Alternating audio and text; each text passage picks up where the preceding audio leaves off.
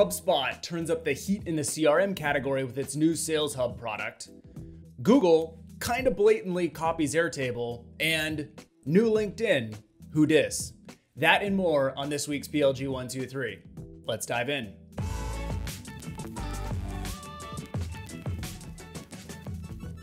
Tab 1. Tab 1 is from TechCrunch and is about HubSpot's newest product, the Enterprise Sales Hub. Last week, HubSpot hosted its annual event, Inbound. One of the biggest announcements at Inbound was the new and improved Sales Hub. And they're calling this Sales Hub Enterprise as a signal to the market that this is the place not just where you start for sales, but you can scale here as well. And it's also a signal to the market that HubSpot's ready to compete in the CRM big leagues. Switch from Salesforce to HubSpot. It was nice working with a CRM where you didn't have to hire a CRM engineer. That's obviously a direct cut at Salesforce.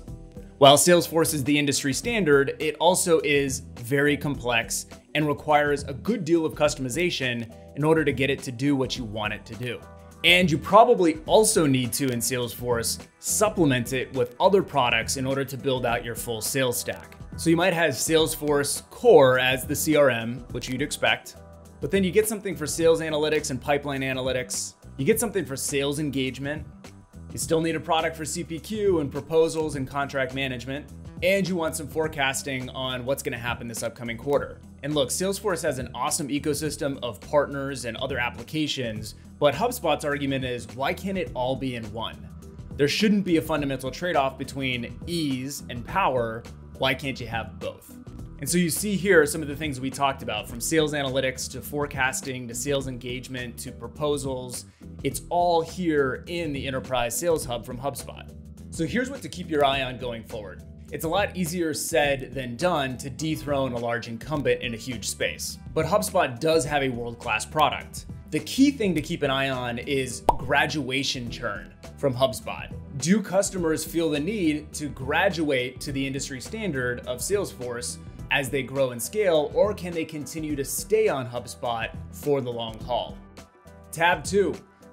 Tab 2 is from Product Hunt and is about Google's newest product, which is an Airtable clone. What exactly tipped me off that this was a clone?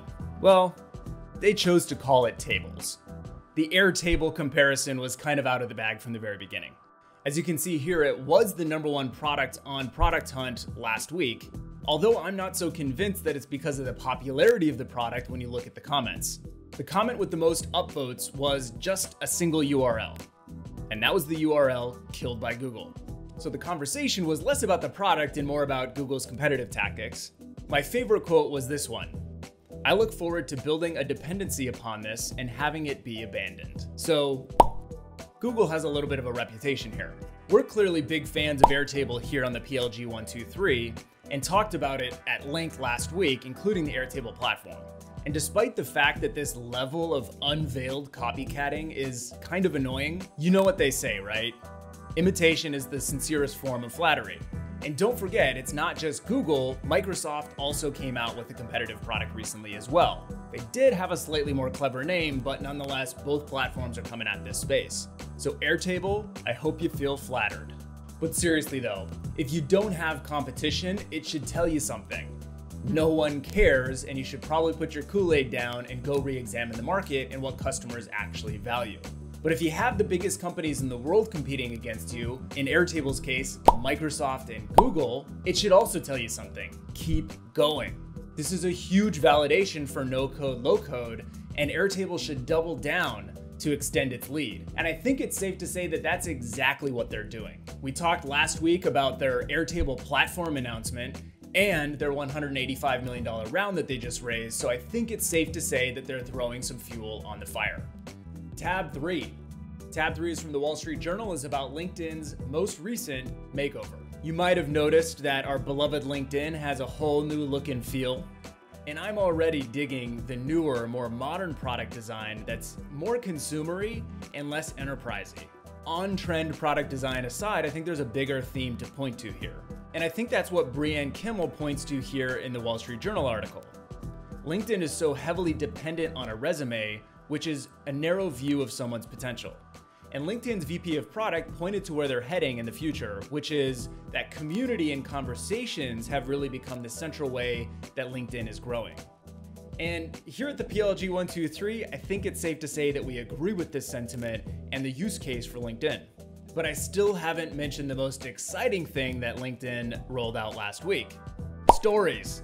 Now, this underscores the fact that LinkedIn is definitely all in on content and community and on engagement, given that it's embraced a very consumer-y social media feature like stories. This does make me think of some memes that were pretty popular a few years ago when Facebook started rolling out stories to all of its products, which was that everything is going to have stories now, like in this case, a calculator, or my personal favorite, an ATM, and now LinkedIn too.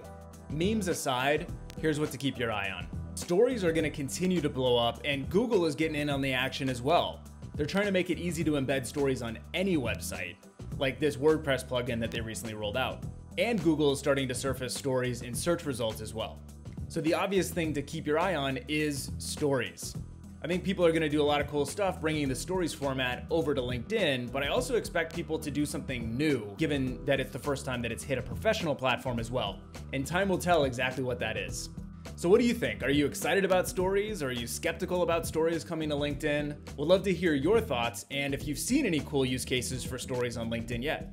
Well, that does it for this week on the PLG123. Make sure to follow me on LinkedIn for more daily PLG content, and stay tuned for our weekly episode drops of the PLG123 coming at you right here on LinkedIn. Hope you guys are having a great week, and take care.